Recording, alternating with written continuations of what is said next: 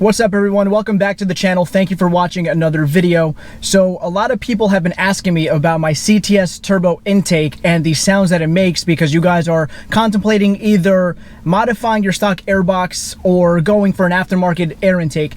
And the CTS one is super affordable, it's pretty good quality, I've had no problems with it, and I've used CTS products in the past. So what I'm gonna do, I'm gonna take my GoPro, put it under the hood, connect it somewhere so it doesn't go flying, put like a little LED light so you guys can see and hear these sounds straight from the intake of the engine. So I think it'll be kind of cool. So let's just get right into it. I'm gonna put the GoPro in the engine bay and give it some rips. I'm gonna do just like regular city driving and do some pulls. Hopefully I don't lose the GoPro. So let's get right into it.